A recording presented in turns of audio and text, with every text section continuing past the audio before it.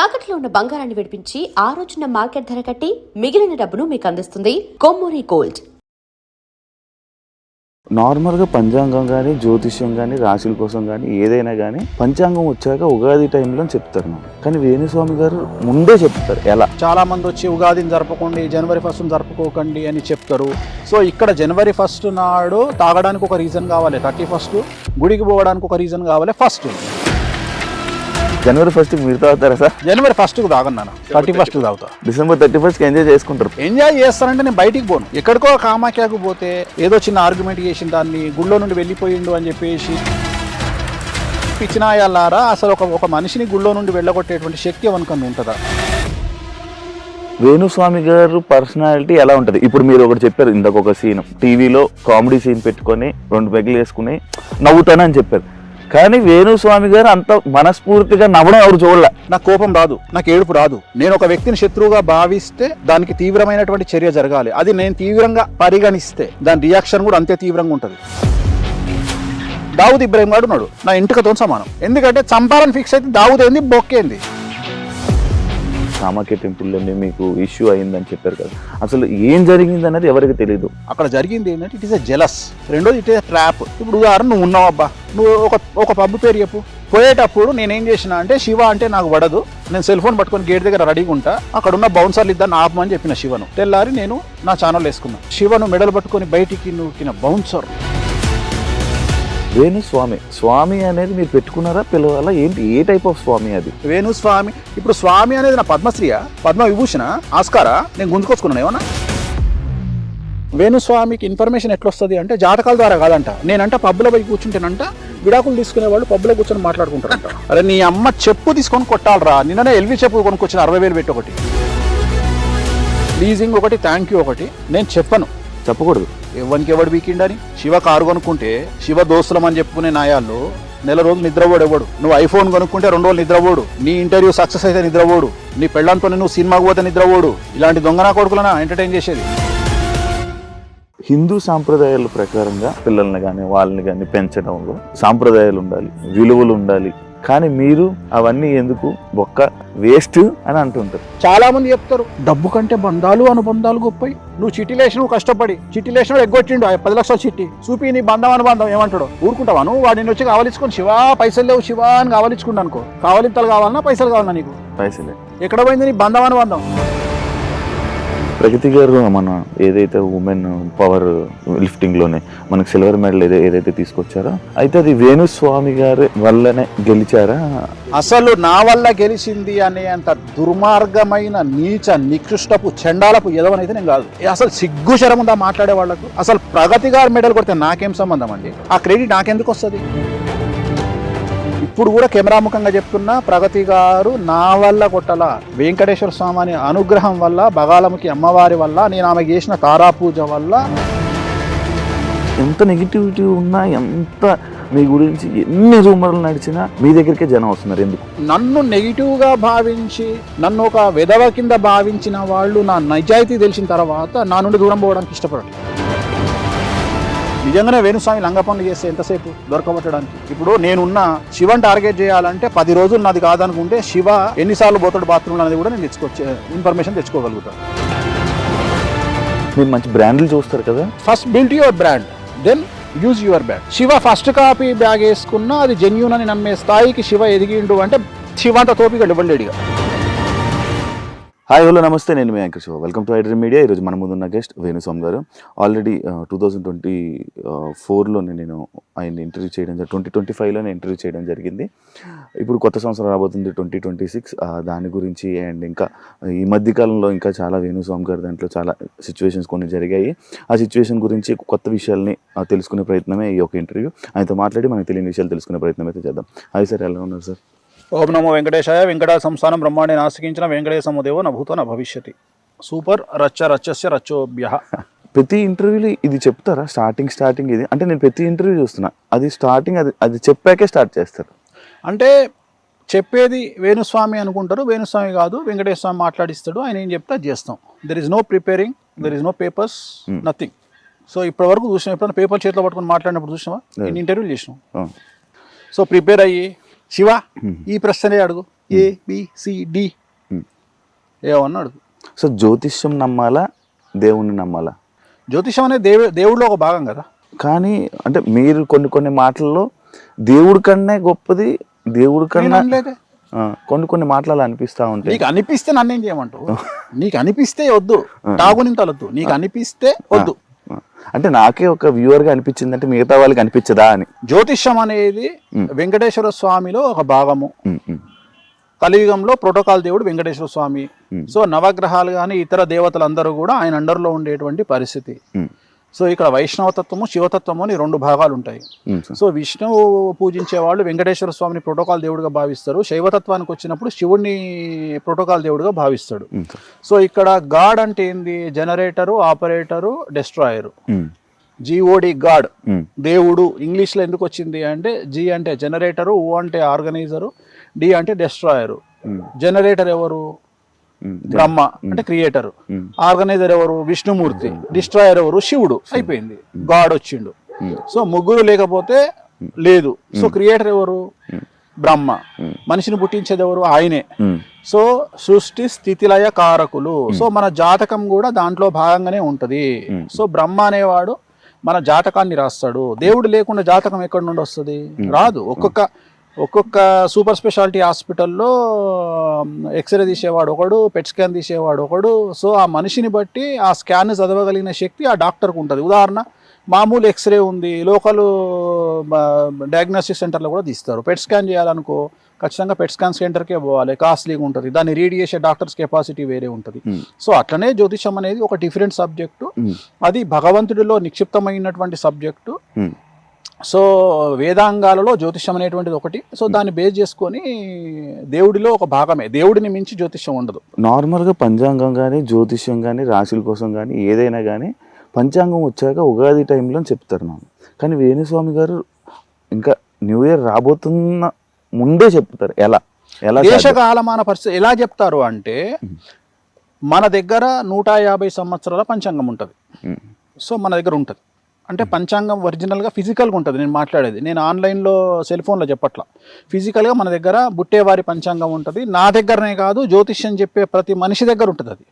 So అది 1940 నుండి 2050 వరకు ఉన్నటువంటి ఒక పంచాంగం.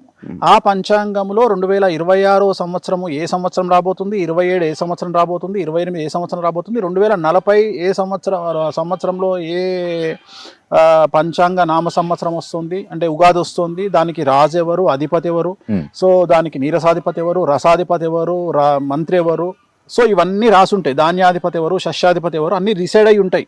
అంటే ఇవాళ ఈ సంవత్సరమే రావాలి అని రూల్ ఏం లేదు, మనకు already it will decided already. So దాన్ని బేస్ చేసుకొని ఇప్పుడు ఉదాహరణ, ఇప్పుడు మనం 2025 ఇవాళ మాట్లాడుకుంటున్నాం, ఇది డిసెంబర్. సో రేపు మార్చి 19న ఉగాదిన వచ్చేటువంటి 2026 పరాభవనవ సంవత్సరానికి అధిపతి ఎవరు అంటే గురువు. సో కమాండర్ ఎవరు అంటే కేతువు. సో దాన్ని బేస్ చేసుకొని జాతకాలు చెప్తాము. సో ఇక్కడ పంచాంగం రాసేవాడికి జ్యోతిష్యం చెప్పే రైట్స్ లేవు, ఓన్లీ పంచాంగం రాయడం వరకే వాళ్ళ పని. సో అట్లనే జ్యోతిష్యం చెప్పేవాడికి పంచాంగం రాయడు. సో జనరల్ గా ఈ 2 వేరే వేరే విభాగాలు. సో ఇక్కడ మేము నువ్వు ఎట్లాగైతే మీడియా సంస్థలు ఎట్లాగైతే కొత్తదనాన్ని కోరుకుంటాయో, జనాల్లో కొత్తదనాన్ని తేవాలని కోరుకుంటాయో, జనవరి 1 అనేది వెస్ట్రన్ కల్చర్లో మనము ఎవ్వడెన్ని చెప్పినా జనవరి 1 అనేది మనకున్నటువంటి ఒక అలవాటు. మనము ఉగాదిని జరుపుకోవాలి, చాలా మంది వచ్చి ఉగాదిని జరపకండి, జనవరి 1 జరుపుకోకండి అని చెప్తారు. సో ఇక్కడ జనవరి 1 నాడు తాగడానికి ఒక రీజన్ కావాలి, 31 గుడికి పోవడానికి ఒక రీజన్ కావాలి 1. సో ఇక్కడ తాగడానికి ఇది నడుస్తుంది, గుడికి పోవడానికి అది నడుస్తుంది. సో ఇక్కడ 2 ఉన్నాయి, ఎంజాయ్ యువర్ లైఫ్ అండ్ దేవుడి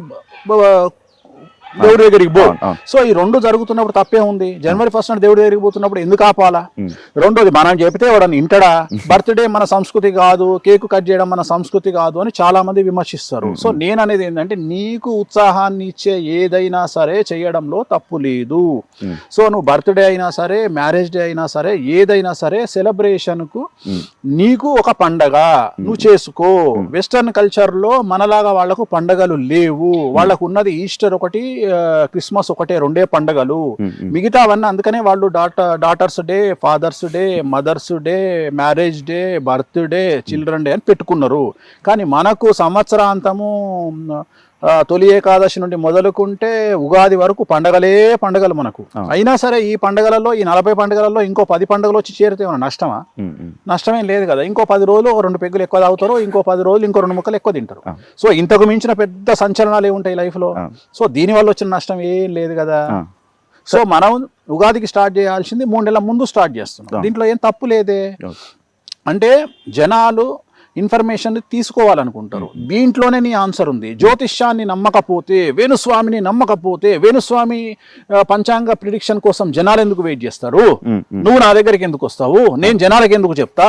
సో జనాలు వెయిట్ చేస్తున్నారు వేణుస్వామి ఏం చెప్తాడో ఇందామని. సో క్యూరియాసిటీ ఉంటది. కేసీఆర్ లాగానే, కేసీఆర్ మాట్లాడితే సంచలనం, మాట్లాడకపోతే సంచలనం. వేణుస్వామి మాట్లాడితే సంచలనం, మాట్లాడకపోతే సంచలనం. సో జాతకం మీద ఆధారపడి ఉంటది. సో మన పని మనం చేసుకోవాలి, జాతకాలు చెప్పాలి. సో చాలా మంది విమర్శిస్తారు, ఉగాదికి చెప్పాల్సింది మీరు జనవరి 1st ఎందుకు చెప్తున్నారు అంటే మా ఇష్టము.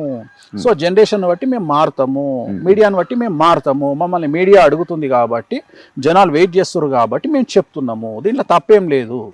ఇదేం నా సమాజానికి నష్టం కాదు. ఒకరిని కొడతలేము, ఒకరి దగ్గర గుంజుకుంటలేము. మనకి ఇన్ఫర్మేషన్ ఇస్తున్నాము, తప్పేముంది? సరే, మర్చిపోయాను స్వామి గారు, అది ఎలాగో మాట్లాడాం, న్యూ ఇయర్కి సెలబ్రేషన్ కోసం మాట్లాడాం, కానీ అందుకోసం జనవరి 1st మీరు తాగుతారా సార్? జనవరి 1st తాగను, డిసెంబర్ 31 డిసెంబర్ 31 ఎంజాయ్ చేసుకుంటారు పార్టీ. ఎంజాయ్ చేస్తానంటే నేను బయటికి పోను. నేను బయటికి ఎందుకు పోను అంటే, ఒక సెలబ్రిటీ స్టేటస్ వచ్చిన తర్వాత ఐఎమ్ ఏ కాంట్రవర్షియల్ పర్సన్ అంటే, ఇప్పుడు నా పరిస్థితి ఎట్లయిపోయిందంటే, నేను ఎగ్జాంపుల్, నాకు పబ్ అంటే ఇష్టం. ఇప్పుడు హైదరాబాద్లో ఓపెన్ అయిన 4 పబ్బులు, రీసెంట్గా ఓపెన్ అయిన 4-5 పబ్బులు గచ్చిబౌలిలో నా క్లయింట్వే.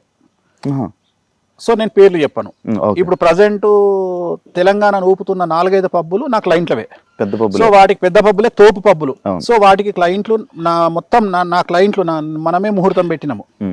కానీ ఎట్లయిపోయిందంటే, ఎక్కడికో కామాఖ్యకు పోతే, కామాఖ్యకు ఓర్వలేనటువంటి ఒక పంతులు వచ్చి ఏదో చిన్న ఆర్గ్యుమెంట్ చేసిన దాన్ని గుళ్ళో నుండి వెళ్ళిపోయిండు అని చెప్పేసి ఆయన ఎవరో పెట్టంగానే, ఆయన తర్వాత మిగిలిన వాళ్ళందరూ కనీసం కన్సర్న్ లేకుండా వేణుస్వామిని ఎందుకు వెళ్ళగొడతారా గుళ్ళే నుండి, ఒక గుళ్ళో నుండి వెళ్ళగొట్టే రైట్స్ ఎవరికి ఉండవు అనేటువంటి ఇంగిత జ్ఞానం కూడా లేకుండా దాన్ని ఎవరు తమ్మునేలు పడితే వాడు తమ్మునేలు చేసి పెట్టుకున్నారు.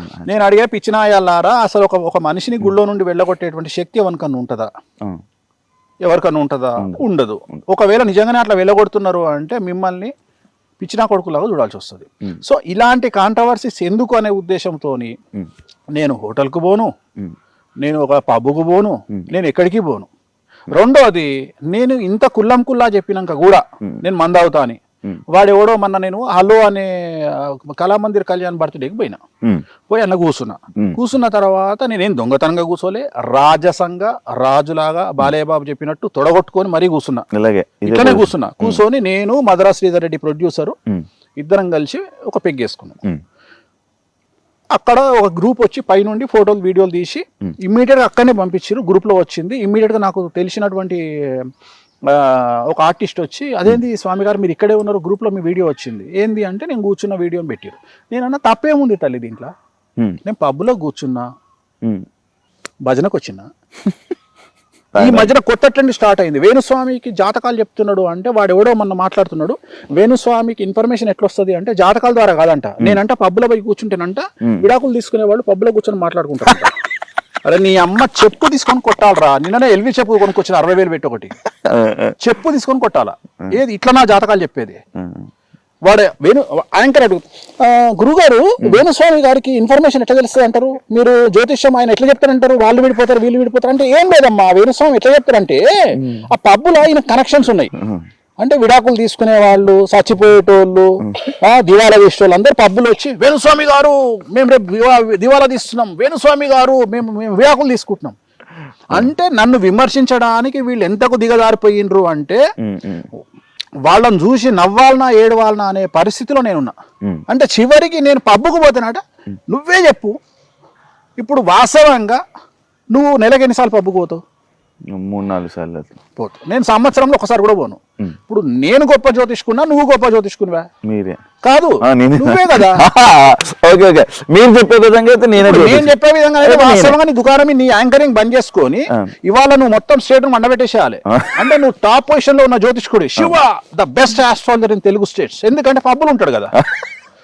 సో విడాకులు తీసుకుంటాడు శివకే తెలుసు, చచ్చిపోయేటోడు శివకే తెలుసు.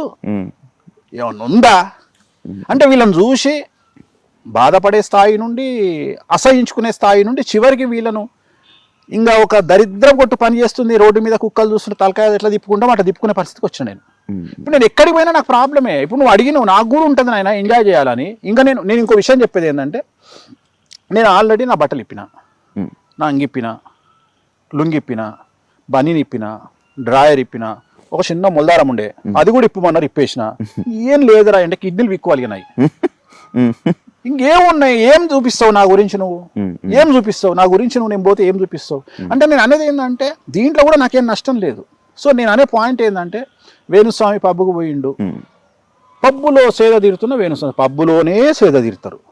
దీంట్లో లాజిక్ ఏముంది? దీంట్లో ఇన్ఫర్మేషన్ ఏముంది? సో అందుకని బంద్ చేసుకున్నా. సో అందుకని ఇంట్లో హ్యాపీగా నచ్చిన ఫుడ్ తెప్పించుకొని మంచిగా సినిమాలు కాదు మన జంధ్యాల గారి కామెడీ అహనా పెళ్ళంట పెట్టుకొని ఆ టైప్ లో ఒక కామెడీ సినిమా పెట్టుకొని మంచిగా ఎన్ఎస్సి కానీ మంచి పెగ్గేసుకొని వేడి నీళ్ళతోని అలా తింటూ అలా ఎంజాయ్ చేసి 11:30 కల్లా పడుకుంటా. అంత ఫస్ట్ సైలెంట్ లో పెట్టి పడుకుంటా. ఓన్లీ 31st మళ్ళీ 1st నుండి 1:30కి పడుకుంటా. ఎందుకంటే ఈ ఫోన్లు, ఈ శుభాకాంక్షలు నాకు వద్దు ఈ శుభాకాంక్షలు. మళ్ళా నేను ఉగాదికి నేను అందరికి నేనే పెడతా, ఈ సంవత్సరం నీకు బాగుండాలి, నువ్వు బాగుపడాలి, నీకు అన్ని గ్రహాలు అనుకూలంగా లేకున్నా నువ్వు కోట్లు సంపాదించాలి అని నేనే పెడతా. కానీ ఈ జనవరి 1కు నేను నాకు విషెస్ వచ్చినా నేను విషెస్ రిప్లైలో పెట్టను. ఆచరిస్తా నేను నాకు ఎవరన్నా చెప్తే నేను థ్యాంక్ నా లైఫ్ లో ప్లీజింగ్ థ్యాంక్ యూ ఉండదు. నా లైఫ్ లో ప్లీజింగ్ థ్యాంక్ యూ ఉండదు. చాలా పెద్ద పదాలు దొంగ నా కొడుకులు ఇంగ్లీష్ వాడు మనకు అలవాటు చేసిపోయిండు. ప్లీజింగ్ ఒకటి, థ్యాంక్ యూ ఒకటి నేను చెప్పను. నేను ప్రాణం పైన చెప్పను. విష్ చేస్తే ఇప్పుడు ఉగాది శుభాకాంక్షలు అంటారు. సంతోషం, చాలా సంతోషం. ఓం నమో వెంకటేశాయ, హ్యాపీ బర్త్డే, వెంకటేశ్వర అనుగ్రహ సిద్ధిరస్సు. హ్యాపీ బర్త్డే చెప్తారు. చాలా సంతోషం, వెంకటేశ్వర అనుగ్రహ సిద్ధిరస్సు. చెప్పకూడదు. ప్లీజింగ్ చెప్పను, థ్యాంక్స్ చెప్పను, ఎవ్వడికి చెప్పను. ఓన్లీ వెంకటేశ్వరానికి చెప్తా, కామాకి అమ్మవారికి చెప్తా. ఎవరికి ఎవడు వీకిండని. కారు కొనుక్కుంటే వాడు 4 రోజులు వండుకోడు. శివ కారు కొనుక్కుంటే శివ దోస్తులం అని చెప్పుకునే నాయాళ్ళు 4 రోజులు నిద్రపోడు ఎవడు. ఉన్నాయి. నువ్వు ఐఫోన్ కొనుక్కుంటే 2 రోజులు నిద్రపోడు. నీ ఇంటర్వ్యూ సక్సెస్ అయితే నిద్రపోడు. నీ పెళ్ళంతో నువ్వు సినిమాకు పోతే నిద్రపోడు. ఇలాంటి దొంగనా కొడుకులనా ఎంటర్టైన్ చేసేది. సో కలియుగంలో మరీ ముఖ్యంగా తెలుగు స్టేట్లో ఉన్నంత చండాలము, జెలస్ ఇంకా ప్రపంచంలో ఎక్కడా లేదు. సో చాలా చాలా చాలా చాలా దరిద్రంగా ఉంది సిచ్యువేషన్. సో దానికి తగ్గట్టుగా దేశ కాలమాన పరిస్థితులను బట్టి మనం నడుచుకోవాలి. కాబట్టి సాధ్యమైనంత వరకు ప్రైవేట్ లైఫ్ అంటేనే నాకు ఇష్టము. ఒకవేళ నేనేమైనా ఎంజాయ్ చేయాలనుకుంటే వేరే దేశానికి పోయినప్పుడు చాలా హ్యాపీగా ఎంజాయ్ చేస్తా. అది కూడా తెలుగు జనాలు, ఇండియన్స్ లేనటువంటి ప్రాంతాలు ఎంచుకొని మరీ చేస్తా. చివరికి లండన్ పోతే మనోళ్ళే నమస్తే కాక అంటారు. కానీ అభిమానులు ఉన్నారులేండి మీకు. నాకు అభిమానులు భయంకరంగా ఉన్నారు. నాకు అభిమానులు కొంతమంది అంటే నేను చెడును ఎక్కువగా నాకు నమ్ముతా. నేను చివరికి చాలా మంది ఏమడిగిరు అంటే నన్ను ఈ మధ్యన, గురుగారు మీరు ఏమైనా వాంటెడ్ డబ్బులు ఇచ్చి నెగిటివ్గా పెట్టించుకుంటున్నారా అని అడిగిరు నన్ను. అంటే ఎప్పుడు నెగిటివ్ రన్ అవుతుంది కాబట్టి అంటే నాకు ఇష్టమైంది ఏంటంటే నెగిటివ్. ఎందుకంటే వేణుస్వామి ఈ సంవత్సర ఫలితాలు ఇరగదీశాడు, ఎవడు చూడు. వేణుస్వామిని పబ్బులో నుండి గెంటేశారు, 10 మిలియన్, 1 మిలియన్. సో జనాలు ఏం కోరుకుంటారు? కొత్తదనాన్ని కోరుకుంటున్నారు. ఎవడన్నా నాశనం అయిపోయిందా? జనాలు ఏంటంటే ఈ వారం అలెక్య పికిల్స్ అయిపోయింది, మనకు వద్దు. ఇప్పుడు ఏమొచ్చింది లేటెస్ట్? దువ్వాడ శ్రీనివాస్ వద్దు, అయిపోయింది 1 వీక్. సో జనాలకు ఎంటర్టైన్మెంట్ కావాలి. ఈ వారం వేణుస్వామి, ఓకే, ఇది జరగదని తెలుసాడికి, అయినా జనాలు కొత్తదనాన్ని కోరుకుంటారు. అంటే ఒక సైకో ప్రవృత్తి జనాల్లోకి వచ్చింది. ఎవడన్నా నాశనం కావాలి. అల్లు అర్జున్ జైలుకు పోతే మనకు ఆనందం. ఏమైతే అల్లు అర్జున్ జైలుకు పోతే ఆయనకేంది? ఆయన పొద్దుగాలు వస్తే ఆయన పని ఆయన చేసుకుంటాడు. 300 పుష్ప, ఇంకో 300 ఎక్కువ కలెక్షన్ చేస్తుంది. ఆయనకు పేరు వస్తుందిరా. మీకు అర్థం కావట్లేదురా, మీరు చేసే పనుల వల్ల బిగ్ బాస్ కంటెస్టెంట్ దొరుకుతున్నారా? అది అర్థమైతలేదు ఎవరికి.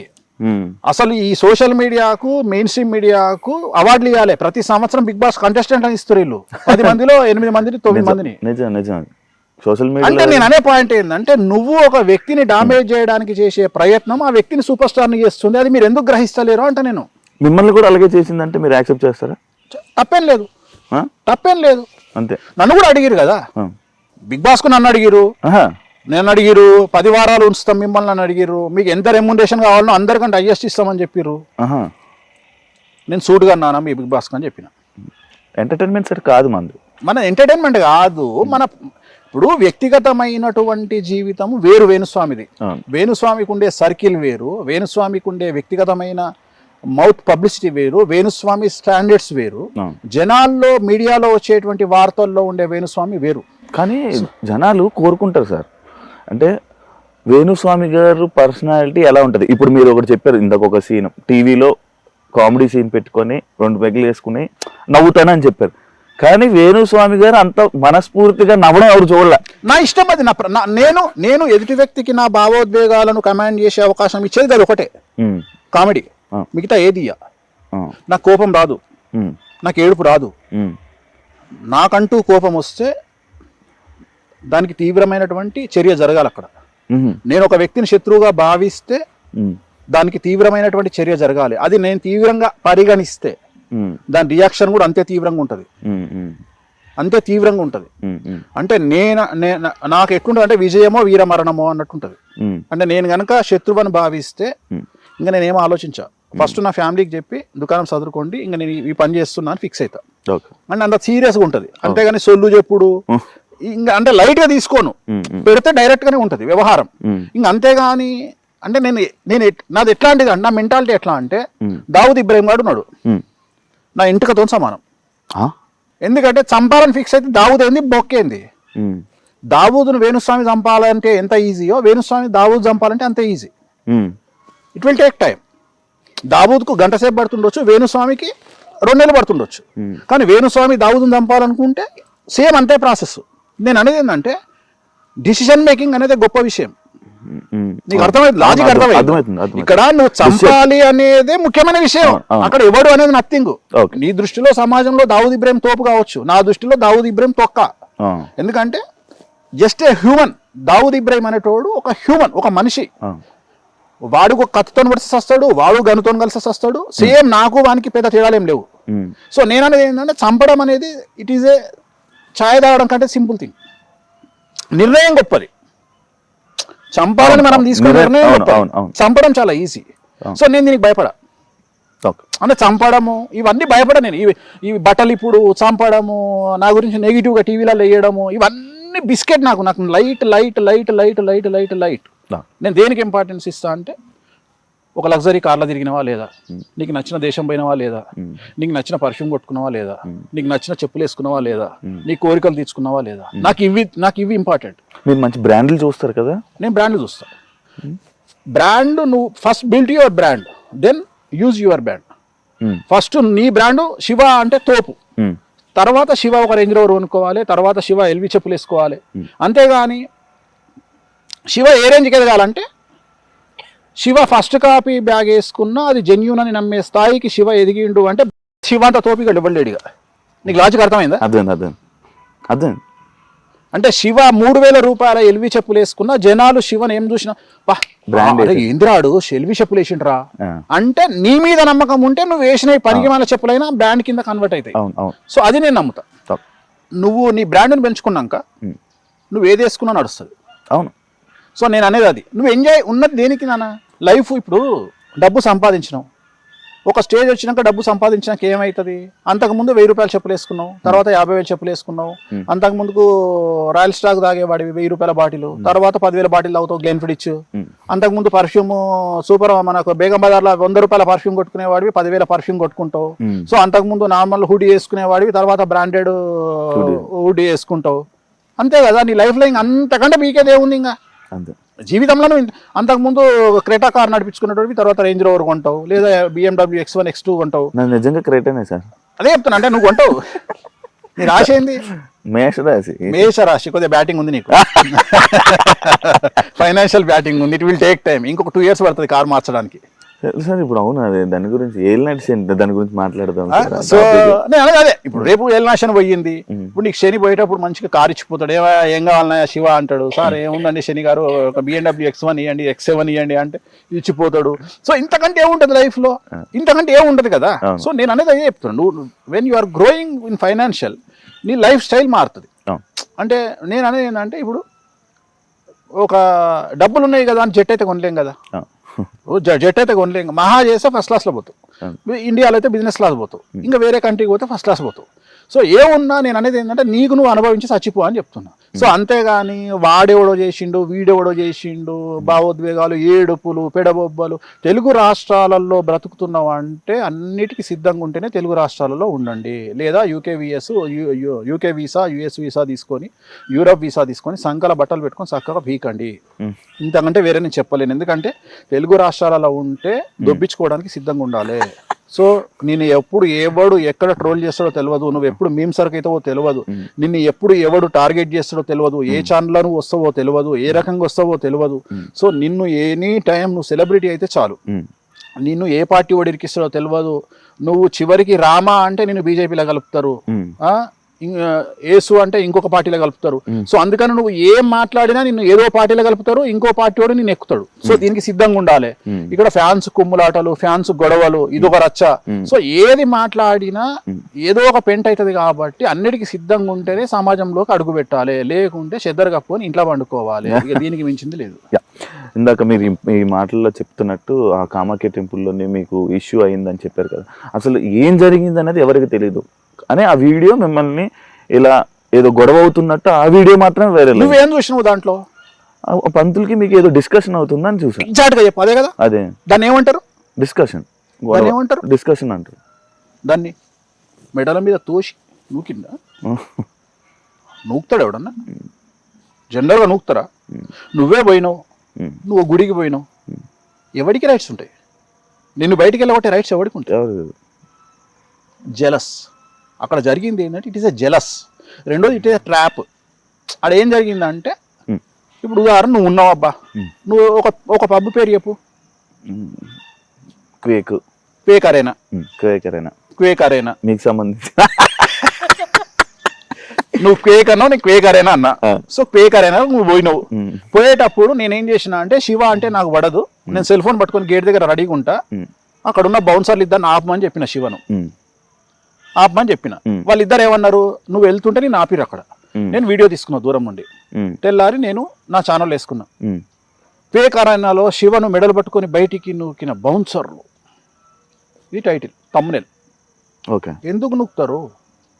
నీకు చెప్పు లేవా? నీకు నువ్వు తూరుకుంటావా? చెప్పు తీస్తావు కదా. అంతే, కావాలని జరిగింది సిచ్యువేషన్. ఒకటి ప్లాన్ చేసుకుంటూ నేనేమంటా అంటే దీంట్లో వచ్చిందే ఉంది.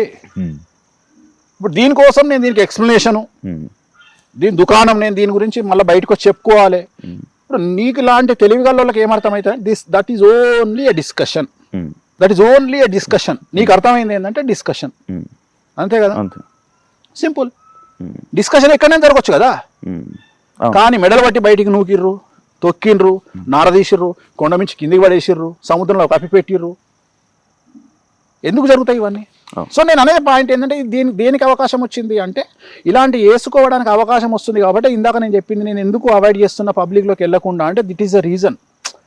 ప్రతిదానికి ఎక్స్ప్లెనేషన్ ఇచ్చుకుంటూ పోలేను కదా. ఎందుకు ఎక్స్ప్లెనేషన్ ఇవ్వడం? నాకు నేను ఇవ్వదలుచుకోలే ఎక్స్ప్లెనేషన్లు. నేను అనేది ఏంటంటే నా లైఫ్ ఏందో నాకు నేను అనుకున్నది ఏం తెలుసా, వెరీ క్లియర్. నేను జనాల్ని పిచ్చోళ్ళని చేయాలని, జనాలంటే నా గురించి నెగిటివ్ గా మాట్లాడే వాళ్ళను పిచ్చోళ్ళని చేయాలని ఫిక్స్ అయినా. కాన్సెప్ట్ అర్థం కాలేదు సార్. నేను నా గురించి నెగిటివ్ గా మాట్లాడే వాళ్ళను పిచ్చోళ్ళని చేయాలి అని ఫిక్స్ అయినా. ఓకే. ఎట్లా అంటే నువ్వు చూస్తున్నవన్నీ చెడే నా గురించి, అవేమి నిజాలు కావు. నెగిటివ్ గా నా గురించి ప్రాపగండా, అవేమి నిజాలు కావు. నిజాలు కానప్పుడు ఏమవుతుంది? జనాలు ఏం రియాక్ట్ అవుతారు? ఇప్పుడు ఉదాహరణ చెప్తా నీకు. ఇప్పుడు తిరుపతి వెంకటేశ్వర స్వామి దేవాలయంలో కొబ్బరికాయ కొడతారు అని నేను చెప్పింది అనుకో, లేకపోతే నువ్వే చెప్పినావు అనుకో, శివ చెప్పిండు టీవీలో తిరుపతి దేవాలయంలో కొబ్బరికాయలు కొడుతున్నారు అన్నాడు అనుకో, ఫస్ట్ జనాలు ఏం చేస్తారు? నమ్ముతారు. నమ్మి వెళ్ళి చూడడానికి ట్రై చేస్తారు. తిరుపతిలో కొబ్బరికాయలు కొడతారా? కొట్టరు. జనాలు చూసి ఏమనుకుంటారు? అప్పుడు ఏదో ఎవడవుతాడు? శివ అవుతాడు. నీకు లాజిక్ అర్థమైంది? అదే అదే అదే నువ్వు నీ ఛానల్లో ఇదే ఐ డ్రీమ్ ఛానల్లో ఉమ్. తిరుపతికి దేవాలయంలో కొబ్బరికాయలు కొడుతున్నారు అని నువ్వు పెట్టినావబ్బా. అవును అవును అదే ఫస్ట్ జనాలు ఇక్కడ నమ్మిండ్రు, నమ్మేశారు. తిరుపతికి పోయి చూసిర్రు. అవును కొబ్బరికాయలు కొడతలేరుగా తిరుపతిలో, శివగాడేంద్ర కొబ్బరికాయలు కొడుతుండని వేసిండు అంటే అప్పుడు ఏదో ఎవడేండు? యాక్చువల్లీ వాళ్ళు జనాలు అవుతారు కదా.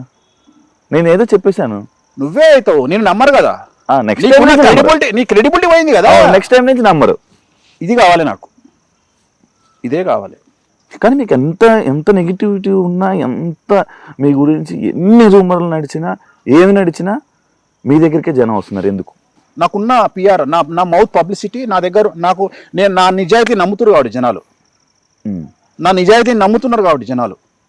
ఎందుకంటే నేను చెప్పే దేవాలయాలలో ఎక్కడైతే దేవాలయాలు, రాజరప్ప కానీ, హిమాచల్ ప్రదేశ్ కానీ, కామాఖ్య కానీ, తారాపీఠ్ కానీ, నేను ఏ దేవాలయాల గురించి మాట్లాడుతున్నానో ఆ దేవాలయాలలో జరుగుతున్నటువంటి తంత్ర మార్గం గురించి మాట్లాడుతున్నానో, అక్కడ జరిగేటువంటి దేవాలయాలన్నిట్లలో వామాచార విధానంలో అక్కడ తంత్ర మార్గం, వామాచారం అంటే తంత్ర మార్గం, తంత్ర మార్గంలో నాన్ వెజ్ లిక్కర్ ఉంటుంది అని చిన్నపిల్లగాన్ని అడిగినా చెప్తారు.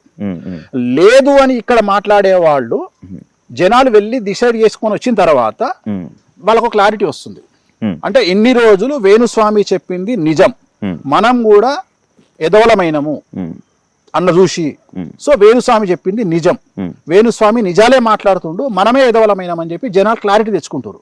కామాఖ్య పోయినా, రాజరప్ప పోయినా, తారాపీఠ్ పోయినా, ఎక్కడికి పోయినా కానీ వాళ్ళకు క్లారిటీ వస్తుంది, ఇక్కడ జరిగేటువంటి తంతు ఇది అని వాళ్ళకు క్లారిటీ వచ్చింది. దానివల్ల ఏమవుతుంది అంటే డైరెక్ట్ నమ్మడం కంటే కూడా మంచి స్నేహితం కంటే గొడవలైనటువంటి స్నేహితులుగా మారిన వాళ్ళు చాలా రోజులు కలిసి ఉంటారు, అట్లనే చాలా స్ట్రాంగ్ ఉంటారు. అట్లనే నన్ను నెగిటివ్ గా భావించి, నన్ను ఒక వెధవ కింద భావించిన వాళ్ళు నా నిజాయితీ తెలిసిన తర్వాత నా నుండి దూరం పోవడానికి ఇష్టపడట్లా.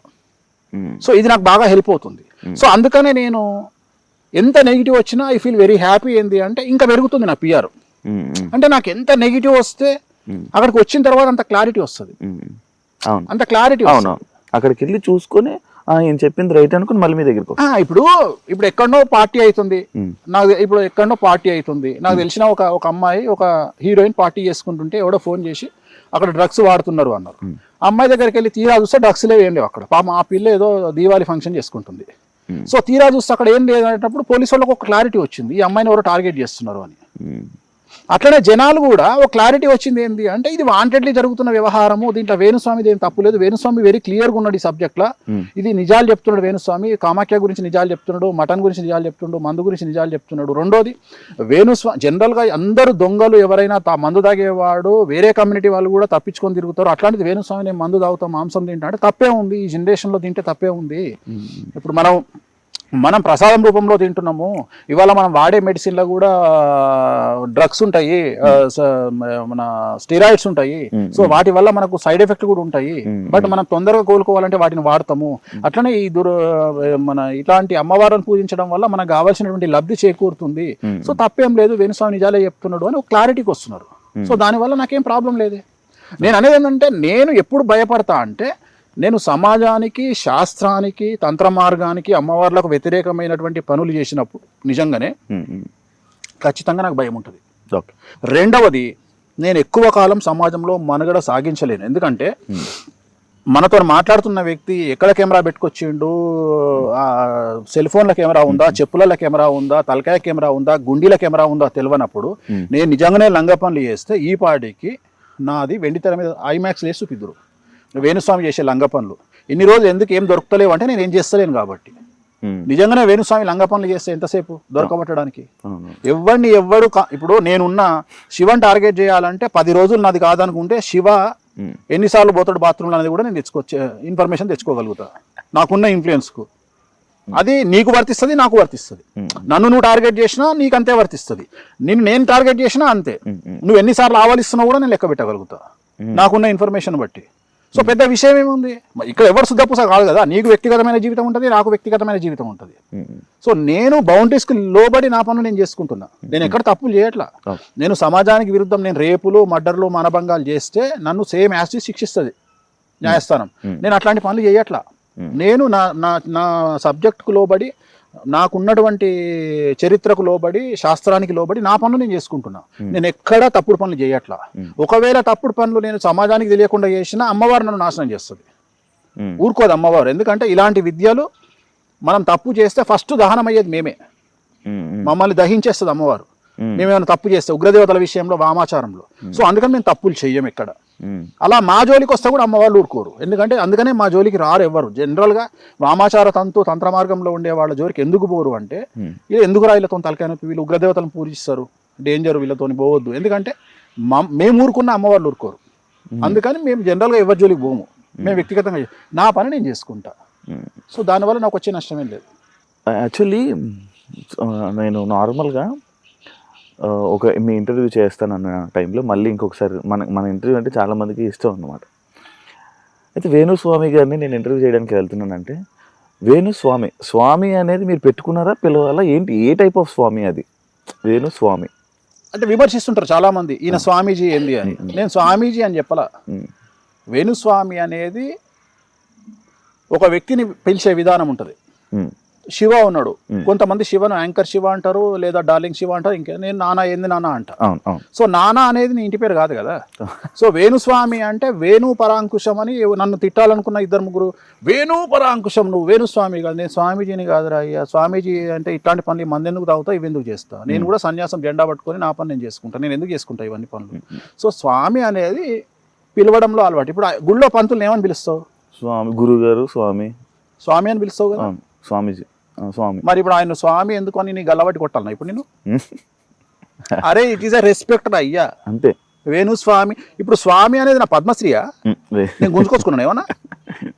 పద్మ విభూషణ, ఆస్కారా? మరి స్వామి అనగా ఎందుకు గాలుతుంది? అరే అయ్యగారిని పంతులను స్వామి అని పిలుస్తారు. దీనికి పెద్ద రచ్చంది. చివరికి ఎక్కడికి వచ్చింది నా బతకంటే, నన్ను స్వామి అన్న నువ్వు ప్రశ్న అడిగే దగ్గరికి వచ్చింది. జస్ట్ అడుగుతున్నాను, గిదా ఏ నీ అమ్మ స్వామి కూడా పెట్టుకోవద్దా నా బతుకు? ఇక గిదే నా పరిస్థితి. ఇక జనాలే అర్థం చేసుకోవాలి. ఇప్పుడు దీని వల్ల 2 తెలుగు రాష్ట్రాలకు గాని, మా ఇంటి ముందర కుక్క పిల్లకు గాని, మా ఇంటి ముందర పిల్లి పిల్లకు గాని, నా ఆఫీసులో కుక్కలకు గాని, నా ఫామ్ ఏమైనా ఎఫెక్ట్ అవుతుందా? అసలు ఎవరికైనా ఎఫెక్ట్, ఈ స్వామి అనే పేరుతో ఎవరికైనా ఎఫెక్ట్ అయిందా? నేనేమన్నా డాక్టర్ అని పెట్టుకున్నానా, ఆర్థోపెడిషియన్ అని పెట్టుకున్నానా, జనరల్ సర్జన్ అని పెట్టుకున్నానా, ఎమ్మెల్యే అని పెట్టుకున్నానా? ఏం స్వామి, అది కూడా జనాలు పిలిచిన పేరు. స్వామి గారు చెప్పండి అని నువ్వే అంటావు. సరే వాళ్ళు కోరుకుంటారు, ఏమరా వేలుగా అనుకుంటారేమో, అనుమానం మరి అట్లా కూడా. అంటే వాళ్ళ మనసు అది ఉందేమో, స్వామి అనే పేరు ఎందుకు పెట్టుకున్నాడు అని. అంటే లైక్ స్వామీజీయా, లైక్ స్వామికి స్వామీజీకి చాలా తేడా ఉంది. నేను స్వామీజీని కాదు, స్వామి. జనాలు పంతులుగా భావించి తెలంగాణ పంతులను అయ్యగారు అంటారు, అట్లనే గుడిల పంతులను స్వామి అంటారు. అంటే దిస్ ఈజ్ ఎ రెస్పెక్ట్. స్వామి అనేది ఒక రెస్పెక్ట్, ఒక మనిషిని పిలవడంలో ఒక రెస్పెక్ట్. సో ఎలాగైతే ప్రస్తుతం తెలుగు మీడియాలో డ్రైవర్ దగ్గర నుండి, కెమెరామెన్ దగ్గర నుండి ప్రతి ఒక్కళ్ళు జర్నలిస్టులను ఎట్లా చెప్పుకుంటుర్రో, చివరికి న్యూస్ రీడర్ జర్నలిస్టే, లైట్ మెన్ జర్నలిస్టే, డ్రైవర్ జర్నలిస్టే, అంటే ప్రతి ఒక్కళ్ళు జర్నలిస్ట్ కార్డు తీసుకొని జర్నలిస్ట్ అని ఎట్లా చెప్పుకుంటుర్రో, అట్లా నేను గుళ్ళో పంతులు స్వామి అని పిలిచినట్టుగా నన్ను కూడా స్వామి అని పిలుస్తున్నారు. అంతే, ఇది స్వామి అంతే. ఇది దీనికి ఇది డాక్టరేట్ కాదు, ఎమ్మెల్యే కాదు, ఎంపీ కాదు, అన్నిటికంటే ముఖ్యము ఇది పద్మశ్రీ కాదు. నేను నిన్న ఒక 2 రోజుల క్రితం నేను ప్రగతి గారిని ఇంటర్వ్యూ చేయడం జరిగింది.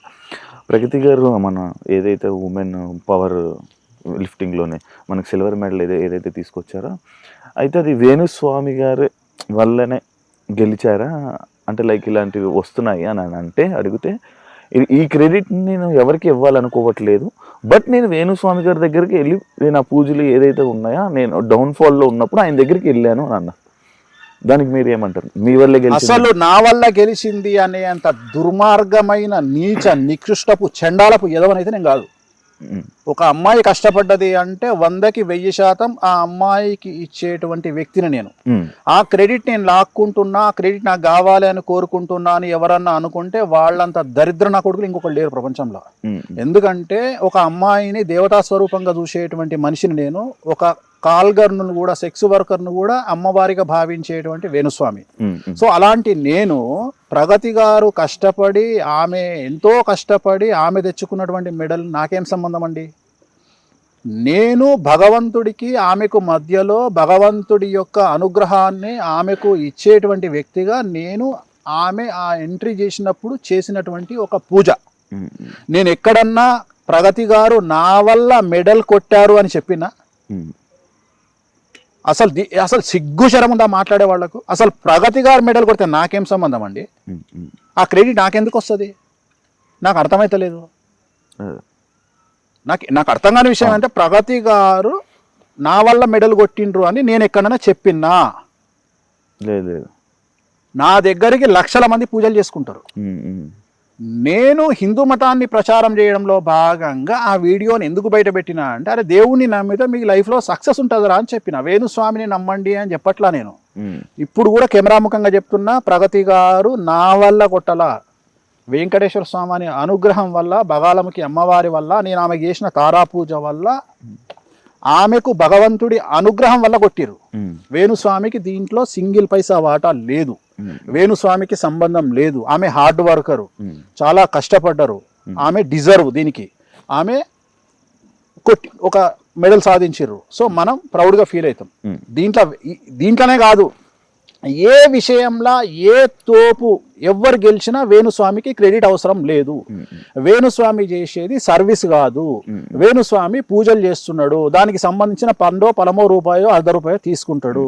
కొంతమంది దగ్గర తీసుకోను, అమ్మాయిల దగ్గర నేను డబ్బులు తీసుకోను. చాలా మందికి ఈ విషయం తెలియదు. నేను ఇండస్ట్రీలో పనిచేసే అమ్మాయిలకు నేను 100 మందికి పూజ చేస్తే నాకు తెలిసి ఇప్పటి వరకు ఒక్కళ్ళ దగ్గరనో ఇద్దరి దగ్గరనో డబ్బులు తీసుకున్నా. మిగిలిన 98 మందికి నేను ఫ్రీగా పూజ చేసిన. నేను ఎవరి దగ్గర డబ్బులు తీసుకోను. ఎందుకంటే అమ్మాయిలు ఎదుగుతుంటే ఆనందపడే మనస్తత్వం నాది. నేను ఎవరి దగ్గర డబ్బులు ఇప్పటి వరకు తీసుకోలేదు. చాలా మంది అనుకుంటారు నేను ఫోటోలు బయట పెట్టిన సెలబ్రిటీలు కూడా నేను డబ్బులు ఎవరి దగ్గర తీసుకోలేదు. నేను డబ్బులు తీసుకునేటువంటి జనాలు వేరే ఉన్నారు, వ్యాపారస్తులు ఉన్నారు, చాలా మంది ఉన్నారు. పొద్దున్న లేస్తే చాలా మంది విమర్శిస్తారు సినిమా ఇండస్ట్రీ. ప్రగతి గారు నా దగ్గరకు వచ్చింది సినిమా ఇండస్ట్రీ కోసం రాలా. ప్రగతి గారు అప్పటికే తోపు సినిమా ఇండస్ట్రీలో. ఆమె వచ్చింది నాకు స్పోర్ట్స్లో వెళ్తున్నా అంటే నా కోసం మంచి పూజ చేయించండి అంటే ఒక పూజ చేయించడం జరిగింది. సో దానికి నాకెందుకు క్రెడిట్ వస్తుంది? నాకు ఆశ్చర్యం అనిపిస్తుంది. ఇప్పుడు ఇలా పబ్బు కొబ్బరికాయ కొట్టినందుకు నువ్వు సంపాదించే కోట్లకు నేనా కారకుని? కాదు కదా. అంటే అంత ఎదవనా కొడుకుని కాదు కదా నేను. ఎవరిదో సంబంధించిన క్రెడిట్ లాక్కునే అంత నిష్టదరిద్రుని నేను కాదు. నేను హిందూ మతంలో నమ్మకాలను పెంచడానికి నీకు ఎవరు లేరు కాబట్టి, పొద్దున్న లేస్తే తన్నుక చస్తురు కాబట్టి తెలుగు రాష్ట్రాలలో అట్లీస్ట్ దేవుణ్ణి నమ్మండి, వెంకటేశ్వర స్వామిని నమ్మండి, నీకు ఆయన అండగా ఉంటాడు, అమ్మవారిని నమ్మండి అండగా ఉంటాడు అనేటువంటి చెప్పేటువంటి మార్గదర్శకం చేసేటువంటి ఒక వ్యక్తిని. సో నా దగ్గరకు వచ్చినందుకు నేను ఆమెకు పూజ చేసిన. సో దీన్ని అంటే వీళ్ళ ఉద్దేశం ఏంటి అంటే, దీన్ని కూడా కాంట్రవర్సీ. నేను ఒక మెయిన్ స్ట్రీమ్ ఛానల్లో చూసిన, నా గురించి ఒక 15 నిమిషాల ప్రోగ్రామ్. ఏమని తెలుసా? ప్రగతి మెడల్ను తన క్రెడిట్లో వేసుకున్న వేణుస్వామి నీ కళ చెప్పిండా? వేణుస్వామి వచ్చి లేపిండా నిన్ను నిద్రలా? ఏడ చెప్పిండ్రా? వీడియో ప్లే చేయి అంటే ఇక్కడ వీళ్ళ బాధ ఏంది తెలుసా? మేము ఎక్కడనో వేణుస్వామిని ఆపాలి అనేటువంటి ఉద్దేశం. కానీ నేను అదే చెప్తున్నా, మీరు ఆపాలని చేసే ప్రయత్నం నన్ను సూపర్ స్టార్ని చేసుకుంటూ వెళ్ళిపోతున్నారు. అది మీకు తెలియకుండా జరుగుతుంది. చెయ్యండి, అదే చెయ్యండి. నేను చెప్తానే ఉన్నా, వద్దు వద్దు వద్దు. ఎందుకంటే నెగిటివ్ చాలా తొందరగా వెళ్తుంది జనాల్లోకి. ఇప్పుడు నన్ను తిట్టాలని పెట్టిన నేను వీడియోలు చెక్ చేస్తే ఆల్మోస్ట్ 100 వీడియోలలో 90 వీడియోలు ఎట్లా పెట్టిరంటే ప్రగతి గారు నా వల్లనే గెలిచిర్రు అన్నట్టుగా తమ్మునేలు చేసి పెట్టుకోరు. నిజంగా నాకు అవసరం ఎందుకు ఉంటుంది అంటే, నాకు కొద్దిగా సిగ్గు శరము చీము నెత్తురు నాకు కూడా ఉంది కదా. ఆమె కష్టపడ్డ దానికి నేను ఎందుకు ఆలోచిస్తా అట్లా? అంటే కనీసం సెన్స్ లేదు కదా. అరే కష్టం ఉంటుందిరా అయ్యా, మీకేం తెలుసు ఆ కష్టాలంటే? మీలాగా తల్లిని చెల్లిని డేట్లలో ఉంటే అంటే మెన్సెస్లో ఉంటే అర్థం చేసుకోలేనటువంటి దరిద్రపుగొట్టు లైఫ్ కాదు నాది. నాది చాలా పద్ధతి లైఫ్. ఒక ఆడది 4 రోజుల పాటు కష్టం పడుతుంటే ఆ కష్టంలో ఒక స్పోర్ట్స్ అమ్మాయి ఎంత కష్టపడుతుంది, ఒక సినిమా హీరోయిన్ డ్యాన్స్ చేయాలంటే ఎంత కష్టపడుతుంది, ఒక యాంకర్ ఎంత కష్టపడుతుంది అని అర్థం చేసుకోగలిగిన మగవాడిని నేను. మీలాగా లుచ్చనా కొడుకుని కాదు నేను, మీలాగా దరిద్రం ముండా కొడుకుని కాదు నేను. సో నాకు ఆ విలువ తెలుసు. అట్లాంటిది ఒక అమ్మాయి కష్టపడి వాళ్ళ గోల్డ్ మెడల్ సాధించింది లేదా సిల్వర్ మెడల్ సాధించింది అంటే వెంకటేశ్వర స్వామి వారి అనుగ్రహం అనుకుంటా తప్ప నేను వ్యక్తిగతంగా ఆమె క్రెడిట్ను కొట్టేసేంత లుచ్చనా కొడుకుని కాదు. లేకపోతే డబ్బులు లేకపోతే కూరగాయల షాప్ పెట్టుకొని అడుక్కుంటా కానీ ఇట్లాంటి నీచమైన పనులు చేసి ఆమె క్రెడిట్ ఆక్కునేంత దరిద్ర నా కొడుకుని కాదు. అట్లాంటి తమ్మునేల్స్ మీరు కావచ్చు, నేను కాదు. వేణుస్వామి గారు మంచి మాట్లాడతారు అండ్ ఆయన అందరి గురించి బాగా చెప్తారు. ఆయన చెప్పినవి కొన్ని జరిగినవి ఉన్నాయి, అన్నీ ఉన్నాయి. కానీ ఆయన మాటలు అంటే ఇప్పుడు కొన్ని వర్డ్స్ వాడారు కదా, అది ఓకేనా, ఎంతవరకు కరెక్ట్ అని? నేను చెప్పినప్పుడు బట్టలు కూడా ఇప్పేసిన అంటే ఇంకా మరి ఇంకేం చేయాలి నాన్న? ఒక పద్ధతి ఉంటుంది. బట్టలు కూడా ఇప్పేసిన, ఏమున్నాయి అని గుంజుకుంటారు నా దగ్గర. నా బాడీ మీద ఏమైనా ఉండాలి కదా. గుండెకాయ గుంజుకుంటా, కిడ్నీ గుంజుకుంటా, లివర్ గుంజుకుంటా అంటే ఇక దాన్ని కూడా ఇచ్చేయమంటావా? ఇప్పుడు మనిషికి ఒక ఓపిక ఉంటుంది, ఒక లిమిట్. ఇప్పుడు నా దగ్గర నా సెల్ ఫోన్లో, నా దగ్గర మ్యాటర్లో, నా ల్యాప్టాప్లో, నా హార్డ్ డిస్క్లో కొన్ని వందల మందికి సంబంధించిన ఇన్ఫర్మేషన్ ఉంటుంది. మంచి ఉంటుంది, చెడు ఉంటుంది. నేను టార్గెట్ చేస్తే ఆ వ్యక్తికి సంబంధించి వాడు స్టేట్లో 2 తెలుగు రాష్ట్రాల్లో ఎంత పెద్ద తోపైనా 10 నిమిషాల్లో ఇన్ఫర్మేషన్ తీసుకురాగలిగిన శక్తి నాకుంది, అంత నెట్వర్క్ నాకుంది. చివరికి వాని ఆటోబయోగ్రఫీ మొత్తం తెచ్చి నా ముందర పెట్టుకుంటా. అంటే వాడి పర్సనల్ వ్యవహారాలు కూడా తెచ్చుకోగలిగిన శక్తి నాకుంది. You name it, as a politician, as a TV channel owner, as a celebrity, you name it,